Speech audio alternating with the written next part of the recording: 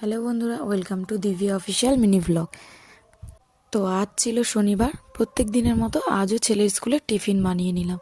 তো শনিবার ছেলের স্কুল থাকে না, ওর শনিবার করে ছুটিই থাকে, শনি রোববার। তো আজ টিফিন বানিয়ে নিতে হলো এই কারণেই, কারণ কি ওর স্কুলে আঁকা কম্পিটিশন আছে। তো স্কুল থেকে বলে দিয়েছিল টিফিন নিয়ে যেতে হবে।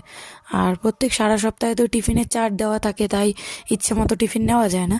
আজকে যেহেতু চার্টের বাইরে নেওয়া যাবে, তো ছেলের আবদার যে আমাকে চিজ স্যান্ডউইচ বানাতে হবে। তো ছেলের কথা মতো আমিও শুরু করলাম চিজ স্যান্ডউইচ বানাতে। প্রথমে পাউরুটিগুলো দিয়ে দিলাম একটু ঘরেরই আমার বানানো, হাতে বানানো মেয়োনিজ। তো মেয়োনিজের পরে দিলাম পিৎজা পাস্তা সস, তারপরে এটা দিয়ে দিলাম চিজ। তো এরপরে এই এরকমভাবে 5টা রুটি বানালাম। ছেলেকে টিফিনে 2টো দিয়ে দিলাম, আর 3টে আমি আমার ননদের মেয়ে মিলে খেয়ে নিলাম। যেহেতু ছেলে আমার পেঁয়াজ টমেটো খায় না, তাই জন্য পেঁয়াজ টমেটো ছাড়াই বানালাম। দেখো, তো এই রেসিপিটা তোমাদের কার কেমন লাগলো অবশ্যই কমেন্ট করে জানিও, এবং তোমরাও বানিয়ে ট্রাই করে দেখো একবার কেমন লাগে। তো আর যদি ভালো লাগে ভিডিওটা, তাহলে অবশ্যই like comment share and subscribe করো, আর পাশে থেকো। তো এই যে তৈরি হয়ে গেছে ছেলের লাঞ্চ বক্স।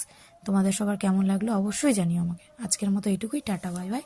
দেখা হচ্ছে অন্য কোনো মিনি ব্লগে।